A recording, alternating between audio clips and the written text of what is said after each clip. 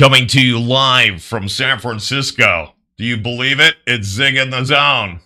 Wow, no more traveling, no more remotes. I get to see Paulie B in person, and I get to see our guests on screen. It's going to be a terrific show.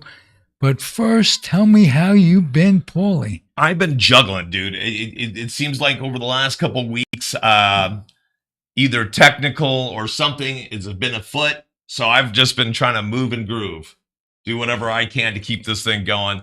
I thank you for being in the studio, man. It's good to see you. It's good to be seen at age 77. It's good to be anywhere and alive. There you go. So tell us a little bit about today's show. Today's show, we have Nancy Finley back, and she doesn't have much time, but she's going to introduce Mike Heath, who I know. I just put more clothes on. Okay. Hi. Oh, wow. Mike has been a guest on the radio version of Comfortably Zoned, and is, whether he knows it or not, he's got a chapter in my upcoming second book. It's called Lovin' Baseball When We Were Young. And when it was real. No, it's we assume it was real then and not now, but we don't want to. But we don't want to turn anybody off who's going on mistaken whatever, that baseball is the same as it is. And that should be a good question, because Nancy, I want you to both answer this. How is baseball most unreal to you guys at this point? Nancy first. Ladies first, Nancy. No, I don't turn anyone off. I just, I don't know. Let me think. What? I just hear people say they'd rather see a movie now, because the rules are like they used to be. Okay. What rules have you disliked, and what rules have you liked? Mike Heath. Well, good evening, everybody. I still believe that the catcher should be able to be fair game if he's blocking the plate. I think that's one rule that they really shouldn't have taken out of the game, that you can't truck the catcher and everything. But the catcher has to learn how to, at the same time, learn how to block the plate, put himself in a situation where he can take the plate away, give the backside of the plate, then take it away. Today, I look at the catchers and I see a lot of things that catchers are doing that kind of bother me a little bit. Their one knee doesn't bother me.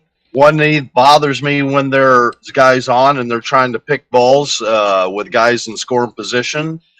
And they're like almost a little bit of a glorified first baseman. All they have to do is make a sweeping tag, and that's all you have to do. So I don't know. I wish they would have never taken that rule out. The rule has always been there. You cannot guard, you cannot block the plate if you don't have the ball. So that's one that really bothers me. Okay, let me introduce you as Mike Heath, former big league baseball player, former Yankee. How about that? Yankee. There's and A's, of course, but if you had to choose a team every day to care about and read a box score, would it be the A's or the Yankees? Well, that's a great question. I put it this way. My heart was in Detroit, but my soul was in Oakland. I mean, Oakland is where we were a young team. Forget about the Yankees. I mean, they drafted me, but But I'm more of an Well, Oakland guy. they brought you up. I had to go into a game ever, which I'll never get there. I would go in as an Oakland A. Okay. But that's where my soul is, because we were a bunch of young guys came together when Billy came in there and just made us believe in ourselves, and it was a wonderful time for the players, most of us players in Oakland, from 80 to 81. What's and my questions wander a little bit, but what's something that you know about Billy and the way he was that's kind of a misconception to the fans, to other players? What about Billy? And let me just say, I contend that Billy did not have a prejudiced bone in his body. Will you agree? You know, I was exactly going to address that part. He did not. He did not have a prejudiced bone in his body, in my opinion. He liked guys that played hard all the time, and guys that he felt that weren't giving it their all, he would address it. But I really don't. I really. It don't wasn't feel about like race. Like There's with no Reggie. ifs, ands, buts about it in my mind, because you take guys like Dwayne Murphy, which really gave Billy a lot of credit for coming in there and helping us believe in ourselves. And we really loved the guy, the whole coaching staff. Okay. Anything in particular that you had with him, a personal thing that you might be able to relate to give us an idea of what he was like? Well, I'll tell you, when he got fired in the 82 season, after the game, Cleet Boyd, we were waiting around, but after the game, Cleet comes to me, Steve McCaddy, and Dwayne Murphy, and said, "Hey, Billy just got fired, and he wants you guys to hang around and hang out until he wants to talk to you guys." Like, we're all right. Okay. So we waited, and about 6:30, Billy finally calls us into his office.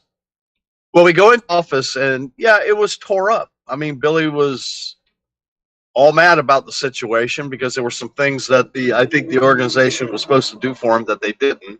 I really don't know exactly what they are. But we all sat there, and the only thing that was on his wall was a picture of him and Mickey Mantle. So Billy looks at Steve McCaddy and talks to Steve and tells him, how good a pitcher he's going to be. He's a bulldog, and he likes his attitude. Looked at Murph. Murph was next and was saying, "Hey, Murph, you're best center fielder in the game by none. You just stay, positive in yourself, and because you're one of the best I've ever seen." Then he comes to me and he goes, "You're a rockhead." So we all started laughing a little bit. I'm like, "Man, he just told all those guys they were awesome, and you tell me I'm a rockhead, right?" So he stopped and he started laughing. He said, "No, but," he said, "I love you, man." He says, you play hard every day, and you're my type of player, and I just want you to have a great career," and blah, blah, blah, and all that. So to add a little bit to that, after all that, he let us go, and then he went and took a shower. So when he went in the shower, we threw everything on him. Mustard, hot dogs, all the spread we threw on him in the shower, and he just melted in the shower and just was laughing. So that was one of the greatest moments. You took his mind off Billy. The situation. And I heard that. His torn up stuff was put on the floor of my father's office.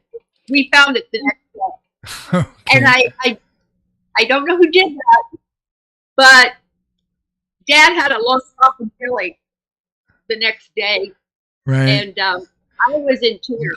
Dad, for those who are just coming in late, is Carl Finley, your dad. You are the niece, as you Southerners like to refer to your kin. As I like that. You like that, right? Yeah. But Southerners. second cousin, once removed, this or that.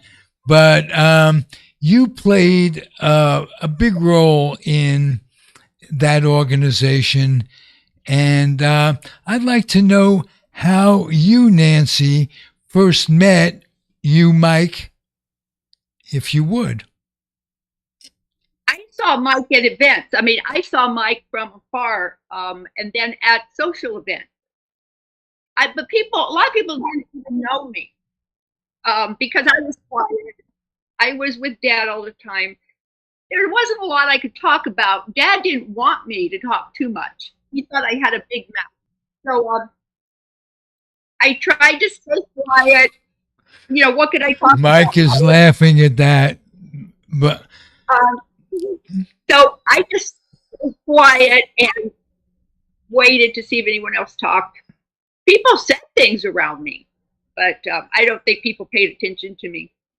okay, well, we all have that problem in life at one time or another. But believe me, people pay attention to you, Nancy. You are, as I am, one book in the can, and you have another one coming out. No one thought I would write a book. No one thought I could write a book. So I can write, people. Right, no question about that. You wrote Morgan helped. Yes, he did.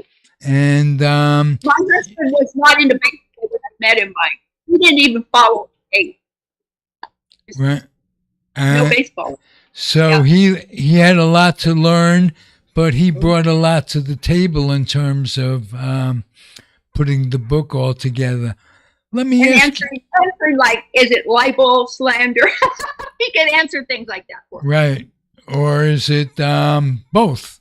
Sometimes. Mike, have you ever thought about writing a book, putting your thoughts in?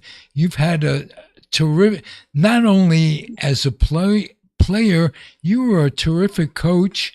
And have you ever considered a book? And you're an instructor now, an amateur instructor.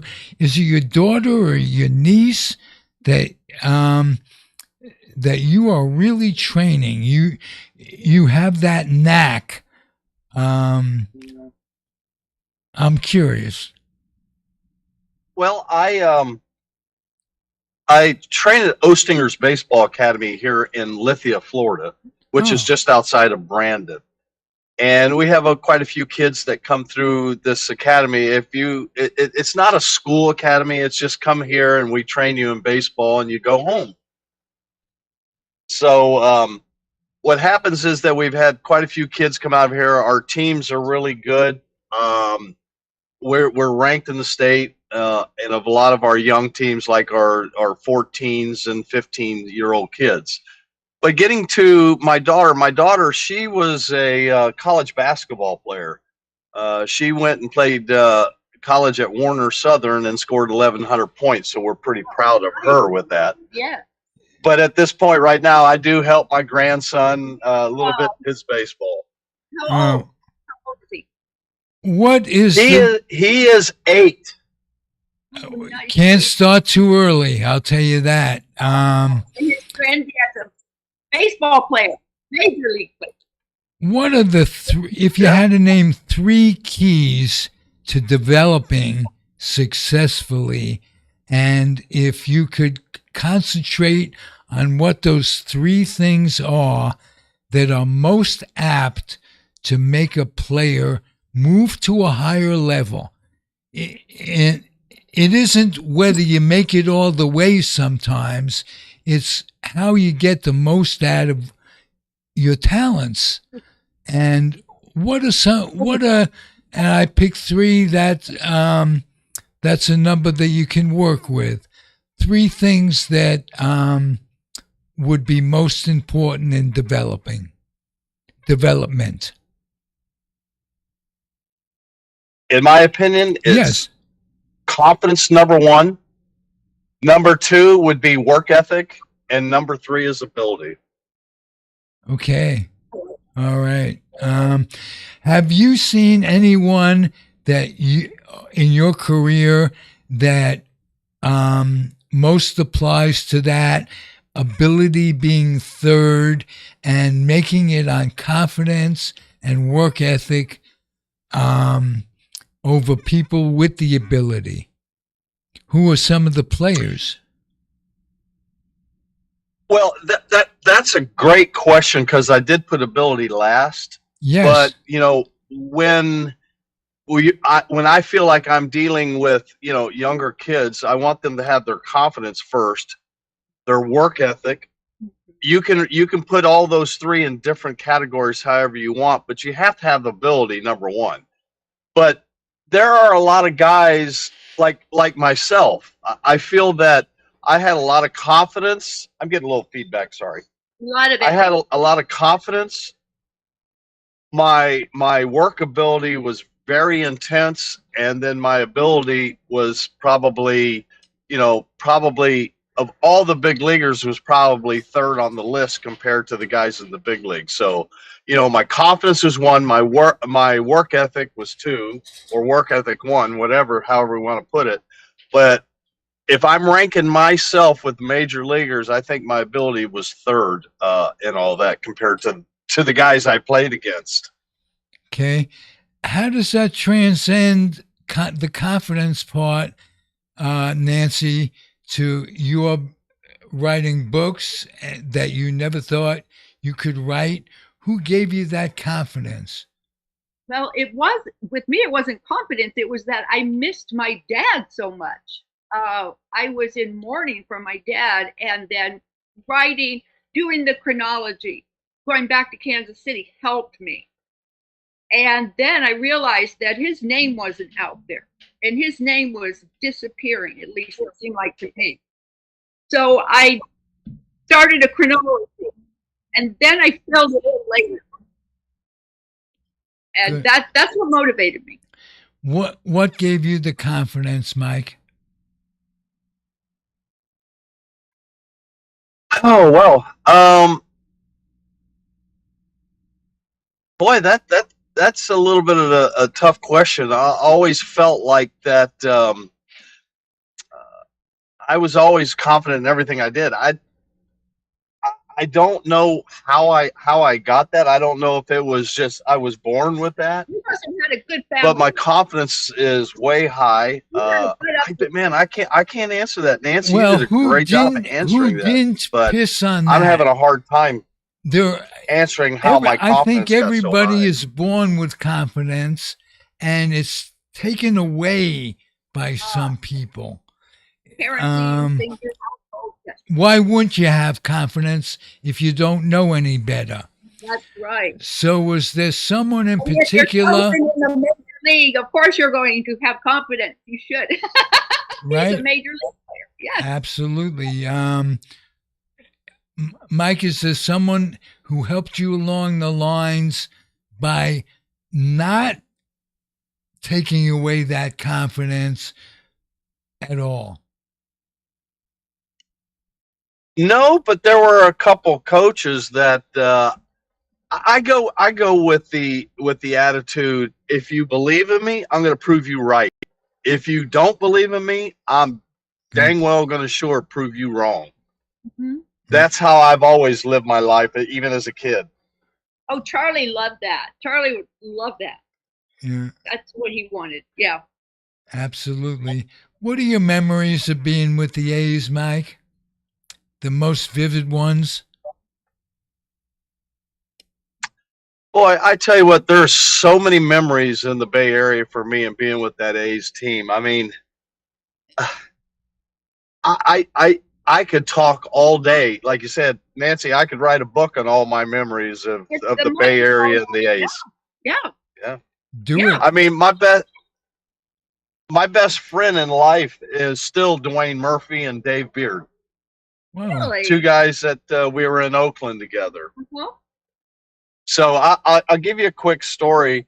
There's just so many. I mean, Murph and I were always together in the off season, and Steve McCaddy and Dave Beard were always together. But So when I got to Oakland, I get in the dugout and I play the first game or whatever, and I hit 2 home runs my first game, so everybody thought I was going to be a home run hitter. I tricked you.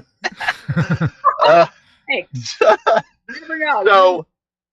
So I was in the dugout, and Jim Marshall comes walking up to me, and I was at the end of the dugout with Murph. I knew Murph, but I didn't know him at that point. So what happened was Jim Marshall comes to me and says, "Hey, can you play the outfield?" And I'm like, "Yeah, sure, I'm all good. No problem. I played it in the minor leagues a couple times." He said, "Well, you're starting left field tomorrow." I'm like, "Okay." Well, that was before I hit the 2 home runs. So after Jim left, Murph comes up to me and goes, "You've never played the outfield before." I'm like, "What am I supposed to tell him? No, I can't play the outfield?" And Murph started laughing. He says, "You've never played the outfield, but I'll take care of you. You listen to me and I'll move you around in the outfield." And so that's where the relationship between Dwayne Murphy and I started. Wow. Okay, I could have so much. I have so much I could talk to you about. I've got to go and take Morgan to the doctor. But, wow, I have so much to talk to you about. We need Well, to talk. we'll talk on a future show. Yeah, we'll definitely have more time to relate. But give us a shout out for your book there, Nancy. Finley Ball, and then I just finished part 2. It's not ready yet. Okay. Okay. Awesome. So, And what would you name? Thank you. Best to Morgan, who's got some medical problems, who you're going to see him through today. Mike, what would you name a book if you decided to write one? Ooh, I hadn't even thought about that. I think I would give some input to it, but I don't know. I really don't know. Okay. Well, maybe this that's could a give tough you some one. Maybe inspiration. What's that? Maybe this. Yeah, could well, give maybe. you, let me Maybe when talk that time about. comes, Ralph, maybe you can help me out. Well, beautiful. I love to. Mike, you were so good on our interview that it was under the auspices of Love and Baseball when we were young or age 12. For those in the audience who haven't heard that, who called you up to the major leagues? The Yankees did. In fact, I came out of Double A. No, but I West mean, Haven, Connecticut. who what personally, I guess.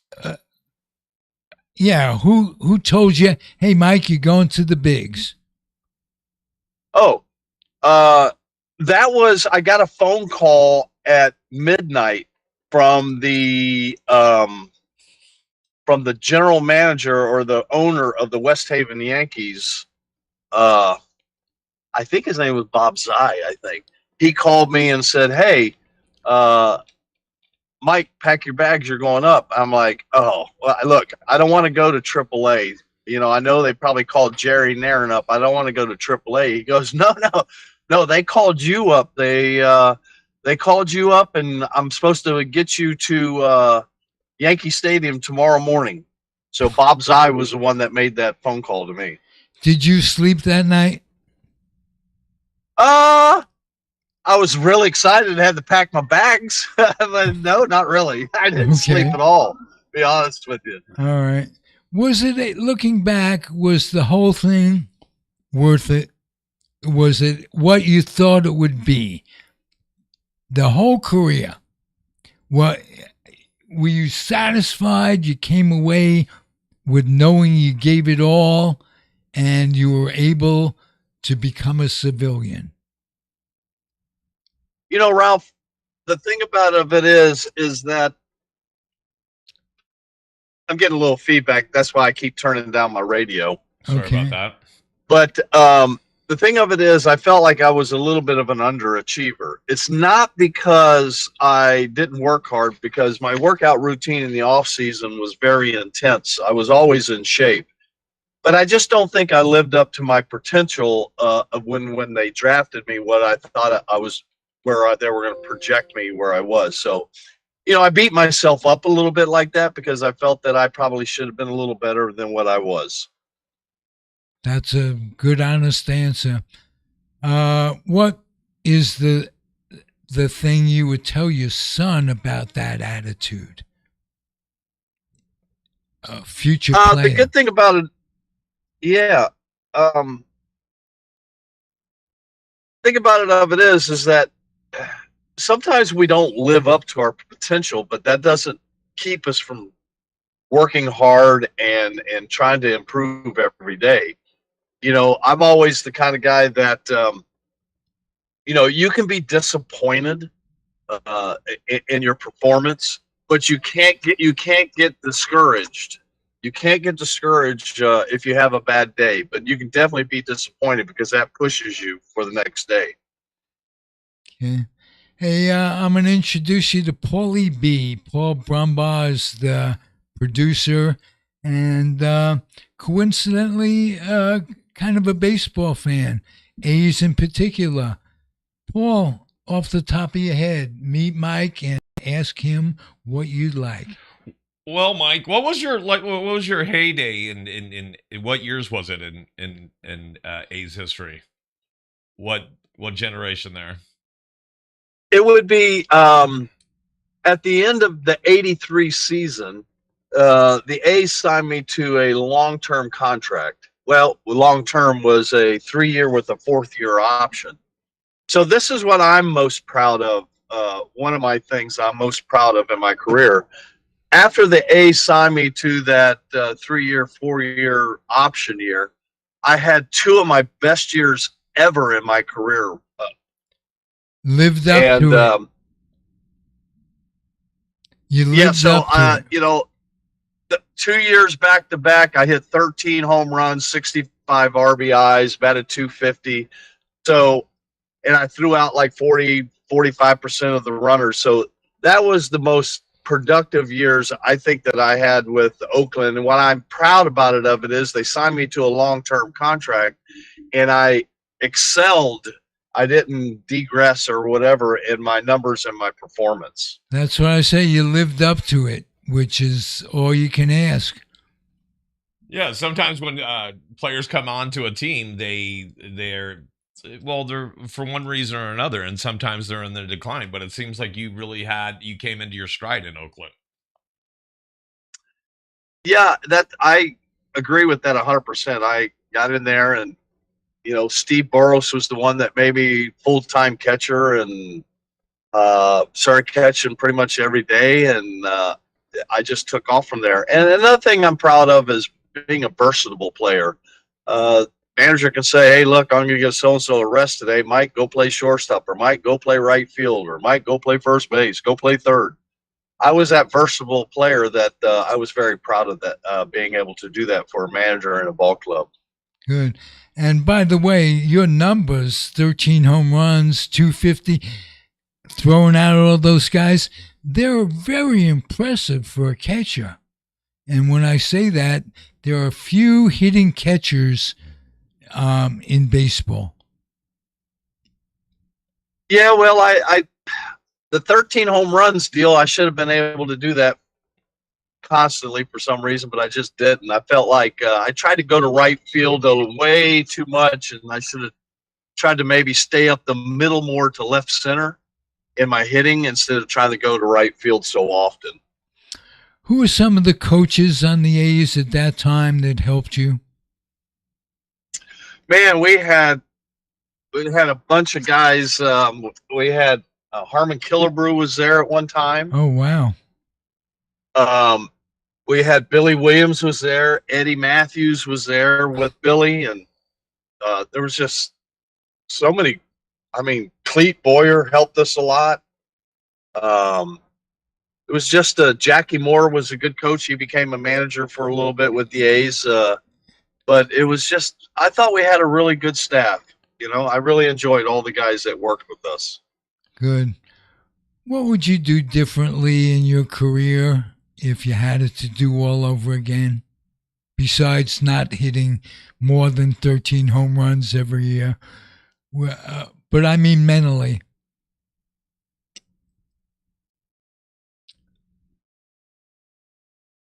I can honestly say I don't think there's anything I could have done mentally or prepare myself any better than what I did per year.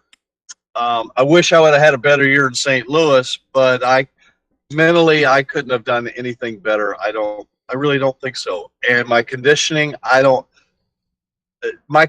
was awesome in the off season. I thought for me it was like state of the art stuff, and I can go through that what I did in the off season to stay in condition if you would like. Oh, that's a biggie. Now, in chronological order, you actually played in 78, you played for the Yankees, 79 to 85 with the A's. In 86, for part of 86, you were with the Cardinals, like you said. And then 86 to 90, you were with Detroit. And then 91, you ended your career with the Braves. They sure did move you around a lot. Well, if you look at it, I was drafted by the Yankees and spent 5 years in the minor leagues. They brought me up, then traded me to Texas. And then I asked to be sent down because Jim Sundberg was the catcher there, and he catches 150 ball games a year, and I just started catching. So that's when I got traded to Oakland, was when I was in AAA with Texas Rangers. But I spent 6.5 years with the A's, and then I spent 4.5 with Detroit. And out of a 14-year career, staying in two places for a long period of time, I thought that was pretty good. I just wanted to make note, go back a little bit to that coaching staff. Eddie Matthews, sweet swinging Billy Williams. Who were some of the others? Harmon Killebrew. Harmon Killebrew, for crying out loud. That's an all-star team. Yeah, Harmon was my favorite player when I was a kid. What a wonderful thrill it had to be to grow up and play for him, under him, or getting his tutelage. What was he like? Harmon Killebrew? Yeah. He was a gentle giant, as they say. He was really very pleasant, always had good things to say, working with you on your hitting and stuff. He did some announcing for the A's there for a while also, but yes, he was always kind and gentle and a great guy. You've got the pipes for it and the intellect. Has anybody talked to you over the years about announcing? Getting in the booth, analyzing? No, because I can't be that energetic about plays that I see or mistakes that I see on the ball club, that plays that should have been made, or plays that are just kind of a routine play. They make everybody think they're the greatest play they've ever seen. I can't do that. I have to tell it like it is, and that would probably be my downfall. Telling it like it is, you'd be a good podcaster. Yeah. You're welcome back here anytime. Well, Ralph, I appreciate it. Paul, I appreciate it. Thanks for having me, Ralph. We're friends on Facebook, and I get to follow you all the time, my friend. And wow. Thank you for thinking of me. I really appreciate that. I hope I'm not as offensive as I am to some people. I have a certain lack of charm sometimes, but I tell it like it is. And yes, sir. And that's why we get along. I'm glad to have you as a friend. When the book comes out, you'll be in it. It's called Loving Baseball When We Were Young. And I think we talked an hour and a half on that first podcast. We really bonded, and you gave me some. I talked to Mark Cameron the same week, and gave me the idea that there was a book there. So I'm indebted to both of you for that, and you'll get your copy. Don't worry. Signed copy. I know, signed. Somebody's going to have to teach me to write. That's the problem. You've got your box of crayons. Pick any color you want, Mike. We'll make sure he colors in within the lines as much as possible. Exactly. All right. All right. So joining us all the way from Florida, Mike, Heath. Give us any kind of shout out you got. Who do you got? What do you want to shout out? Any socials? Anything you're doing? We broached over your academy. What's that like? Who runs it? And what's that like? How many hours do you work? Is it work or is it fun? It's fun. It's giving something back to the kids and working with them because they want to play the game. And you try to make them a little better each day. But the academy is called Ostinger's Baseball Academy. And it is Jim Osteen pitched a little bit in the big leagues. He was with Milwaukee and Atlanta. So it's his business. And he's got myself, Patrick Ryan, and Jimmy. There's three of us that work here. And we have a lot of teams in travel ball. We got quite a few kids coming here that we train. So it's a great complex. Not complex, but it's a great academy to learn baseball from. And I think by our rankings with our teams throughout the United States, it shows that this organization, what Jim Osting has done, is that he's put together a really good baseball academy and putting together and training kids to possibly get college educations. And there are a few kids that we've had drafted to go to the big leagues.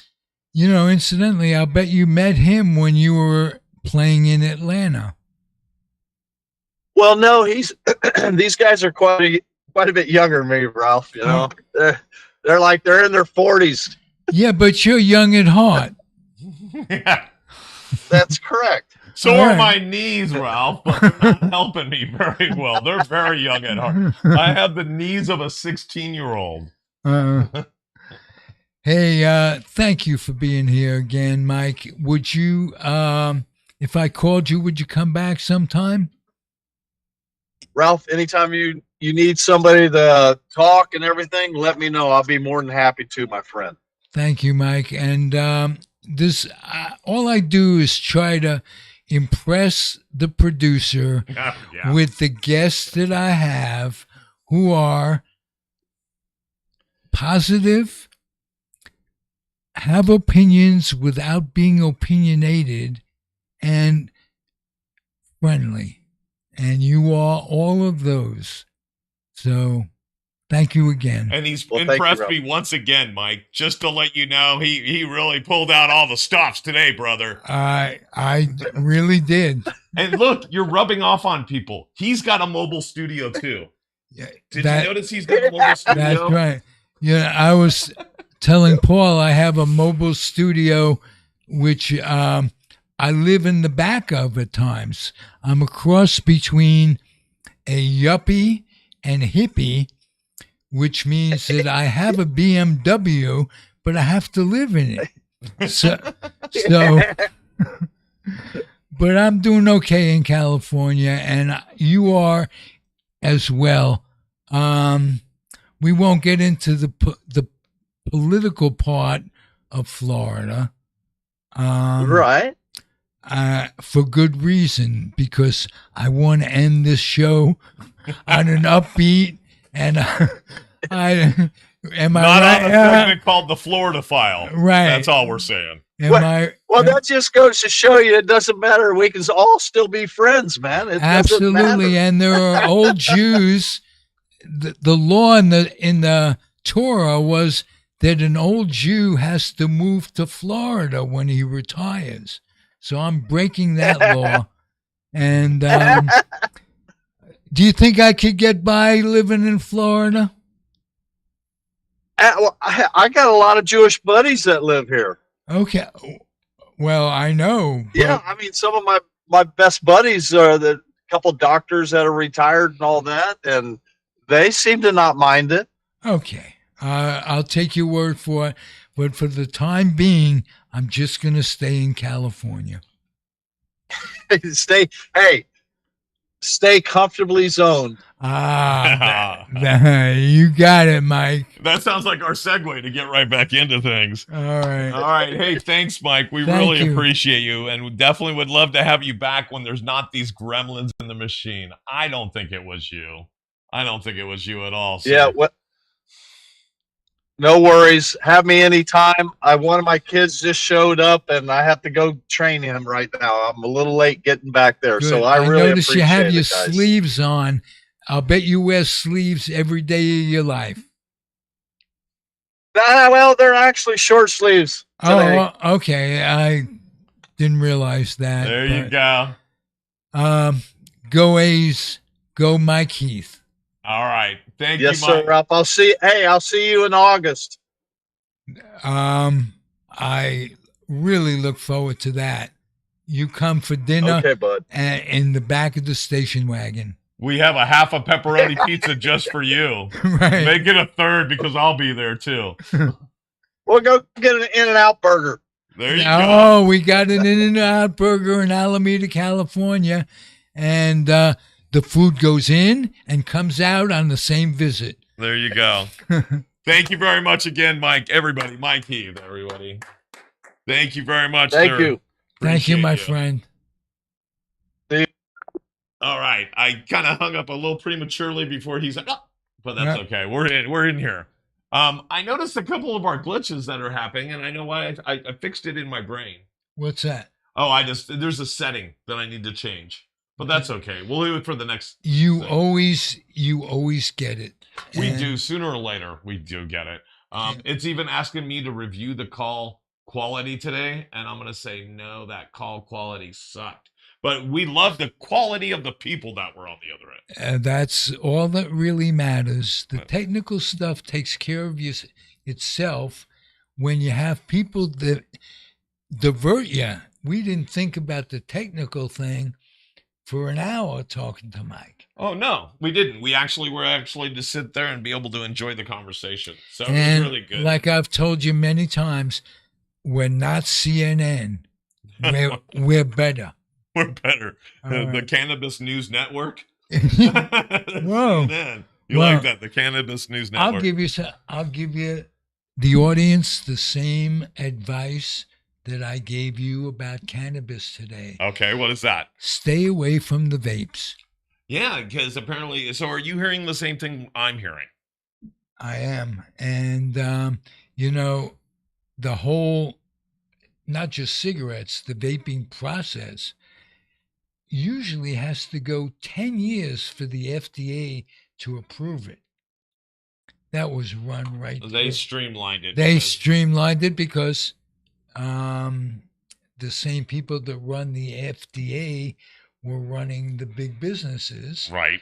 And if you can tell me there's no kickback to that, because 10 years approval, sometimes 20, my buddy Right. said. But, 10 years can do a lot of damage. Right. Exactly. So, As I'm turning us down, I was trying to make sure that we were actually on. We are. okay.